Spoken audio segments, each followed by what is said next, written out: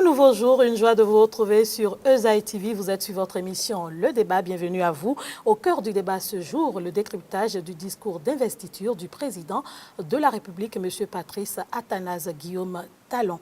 Et pour en parler, je reçois pour vous le professeur Albert Tingbe Azalou. C'est l'un des concepteurs du document Béné Alafia 2025. C'est un socio-anthropologue et un professeur d'université. Professeur Tingbe Azalou, bonjour. Bonjour. Professeur, quelle analyse déjà vous faites du discours d'investiture du président de la République?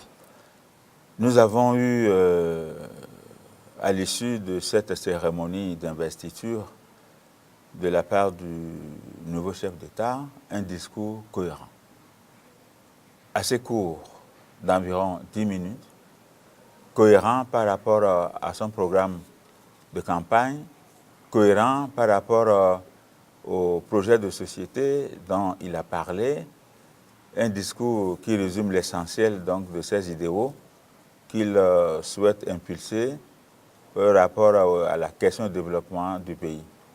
En combien déjà de catégories on peut résumer son programme d'action politique, sociale, économie, culture, sécurité, justice? Disons que le discours fait état de tous les paliers,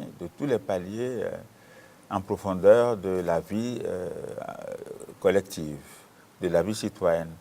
Au plan politique, il a évoqué une série de réformes qu'il a dénommées réformes institutionnelles par rapport au système politique. Et cela se comprend justement parce que le système politique, c'est le système qui organise tous les autres systèmes à l'intérieur d'un pays. C'est le symbole, le canal de pouvoir qui organise tous les autres pouvoirs de la société. Donc cela se comprend bien qu'il veuille améliorer un peu la manière dont fonctionne l'amont que constitue le système politique. Donc il a évoqué dans une première partie de son discours d'investiture les réformes institutionnelles qui passent également par la révision de la Constitution, qui passe également par la consolidation des textes fondamentaux régissant la vie nationale. Ensuite, il est allé à l'économique pour parler de l'augmentation du pouvoir d'achat. Il a mis l'accent notamment sur les services sociaux de base que constituent l'eau, l'éducation, l'emploi et la religion aussi. Il a évoqué son vœu de procéder à la lutte contre la corruption, de renforcer la lutte contre l'impunité et de réduire les inégalités sociales pour ce qui relève de la santé, qui relève également de la sécurité et autres. Il a parlé également de la justice qu'il voudrait consolider et la liberté de presse pour les journalistes. Il a exploré pratiquement tous les secteurs, sauf que dans ce discours, on ne l'a pas vu mettre l'accent sur la question de l'environnement, sur la question de technologie. Et cela peut se comprendre du fait qu'il veuille faire un discours court, mais lorsqu'on fait référence à son projet de société qu'il a expliqué au cours de sa campagne, on retrouve les données environnementales et autres. La bonne preuve, c'est que dans la composition du gouvernement, il a créé un ministère ayant en charge le cadre de vie et le développement durable. Donc c'est toute la problématique donc de l'urbanisation, de l'environnement qui se trouve logé dans cette structure gouvernementale. Professeur Tingbe Azalou, est-ce que ces priorités sont réalistes et réalisables en 5 ans? D'abord, ces priorités sont réalistes dans la mesure où elles constituent des réponses à des défis que l'on peut noter par rapport aux régimes qui se sont précédés à la tête donc, du pays. La question de l'emploi, par exemple, c'est une question importante qui relève des incertitudes critiques dans notre pays, c'est-à-dire que l'étudiant sort donc des universités avec un métier, mais n'a pas accès automatiquement à l'emploi. Donc ça, c'est un défi majeur. L'avenir de la démocratie aussi, c'est une question majeure qui a pour rang également défi, parce que la question de la démocratie reste posée. La question de la gouvernance qui devrait être un instrument de pilotage des différentes stratégies élaborées dans le cadre d'un changement social qui génère le bien-être individuel et social a été abordé aussi. Du point de vue également de la paupérisation qui est en cours dans notre pays, je pense que ce sont des axes prioritaires qui permettraient de relever un peu les défis que l'on peut qui sont des résultantes justement des régimes de faim.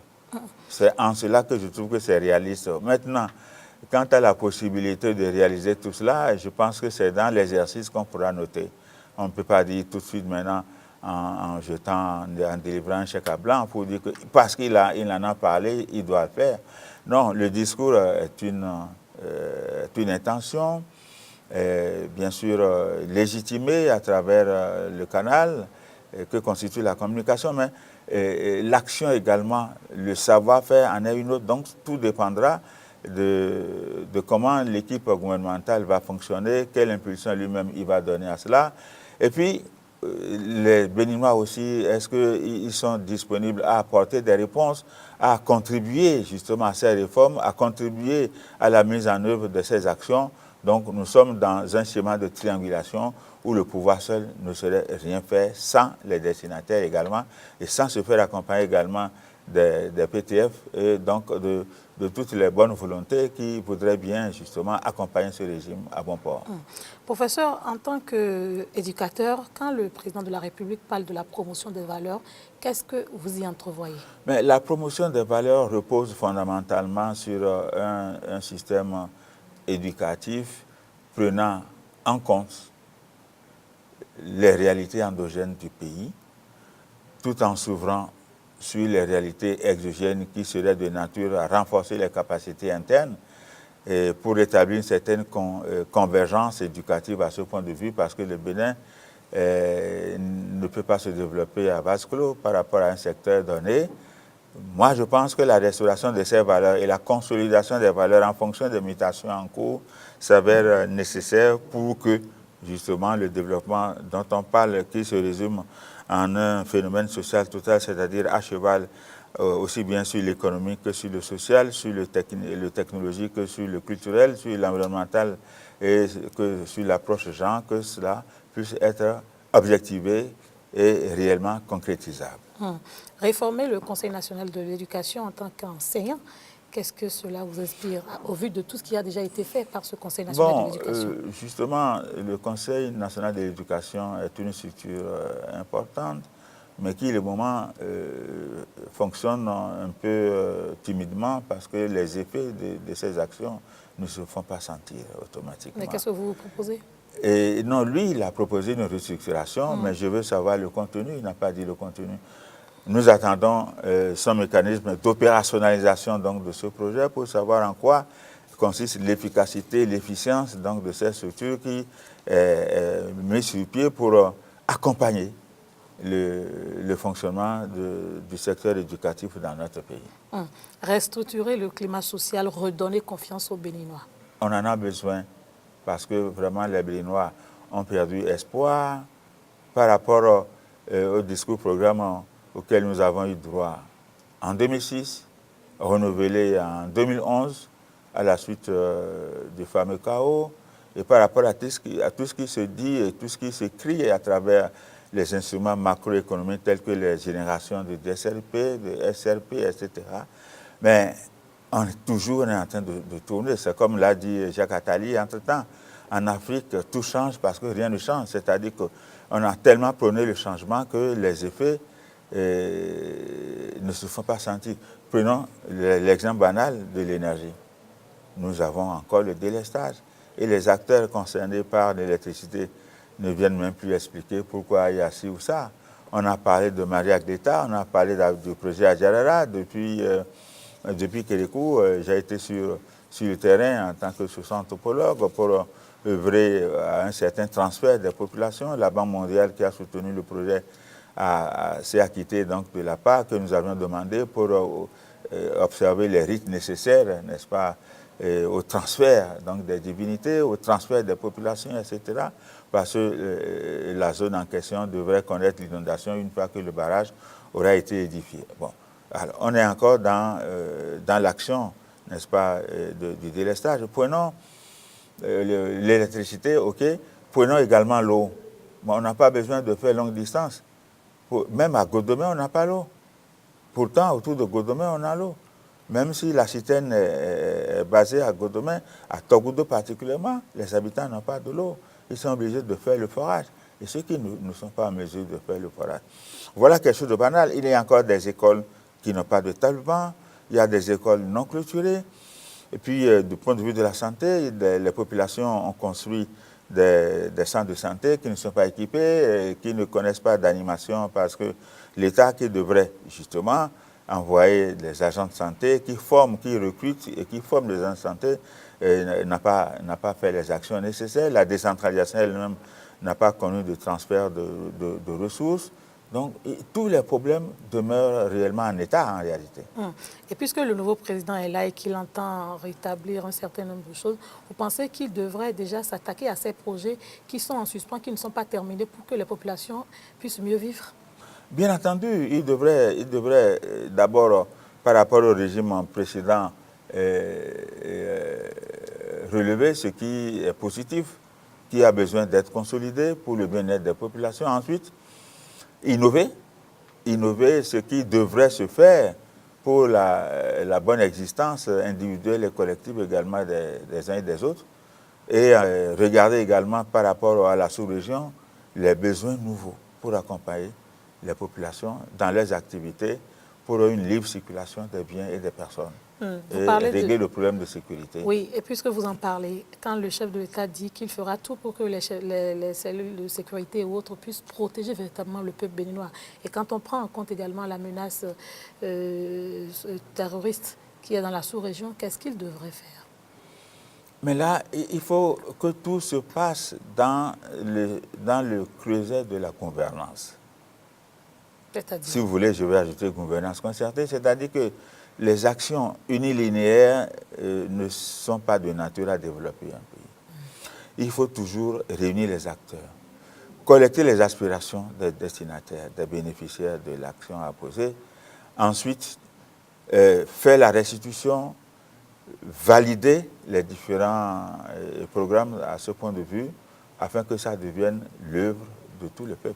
Oui, mais professeur... Et non des actions pensées dans les quatre murs, et non des actions prêt-à-porter, ou bien des programmes prêt-à-porter, comme on l'a vu, extravertis, parce que tournés vers l'extérieur, donc qui ne prennent pas en compte les réalités endogènes, et exécutés aveuglément pour que ça débouche sur l'échec.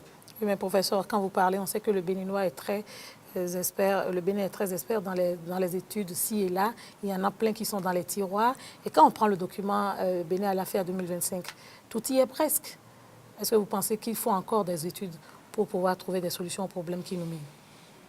En réalité, je me plais parfois à dire au cours que le Bénin n'a plus besoin de rencontres colloquiales, de symposia, de forats. Non. Le Bénin a seulement, pour le moment, et pendant peut-être une certaine durée que je ne peux pas limiter, a recensé les conclusions de ces rencontres scientifiques qu'on a eues dans le pays et auxquelles le Bénin a participé, à réactualiser sous forme d'ateliers, de séminaires, réchauffer, comme on le dit, et appliquer. En réalité, nous avons toutes les idées qu'il nous faut, tous les idéaux qu'il nous faut, toutes les stratégies qu'il nous faut. L'essentiel, c'est de les réactualiser au fur et à mesure pour aller au développement. Dans Bénin 2025, le nouveau projet, élaboré de 1998 à 2000 et restitué au Palais de la République devant les diplomates, devant les différents corps du pays, devant les différentes catégories de socio-professionnelles, sociales, socio-militaires, socio-médicales, socio-éducatives, donc socio-économiques aussi du pays. Il y a déjà l'essentiel. Et nous sommes encore au plein feu de l'action, c'est-à-dire que ce projet a été conçu par le peuple et pour le peuple, et devrait être exécuté pour le peuple et à l'endroit du peuple par la minorité élitiste gouvernementale, parce que c'est ce pouvoir qui organise les autres pouvoirs, je l'ai dit tantôt. Il suffit justement de voir ce qui a été déjà fait, ce qui reste à faire par rapport au relever les défis qui ont été projetés à l'issue de peu d'actions accomplies, et voir ce qui devrait se faire pour aller vers l'horizon 2025 où les Béninois devraient connaître réellement le développement. Donc, de 2000 à 2010, selon que nous sommes dans le scénario Alafia ou dans le scénario Ouahala, le cheminement a été décrit de 2010 à 2020 et de 2020 à 2025. Et il se fait que, par rapport au scénario catastrophique au Ouahala, nous avons écrit, il a été écrit justement et validé que de 2000 à 2010, c'est la période de stagnation. Et de 2010 à 2020, c'est le désastre. Et de 2020 à 2025, c'est le déclin. Alors, de 2000 à 2010 et 2020, il se dégage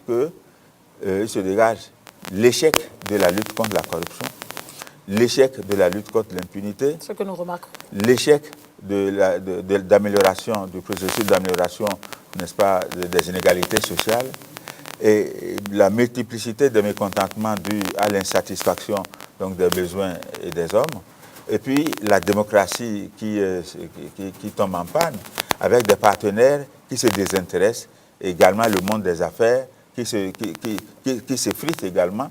Donc, toute réalité que nous vivons aujourd'hui et qui se retrouve dans ce scénario catastrophique. Donc, le document Alafia 2025 est encore d'actualité. Et on peut toujours l'utiliser. On peut toujours l'utiliser parce que nous sommes dans ce scénario qui nous amènerait au déclin.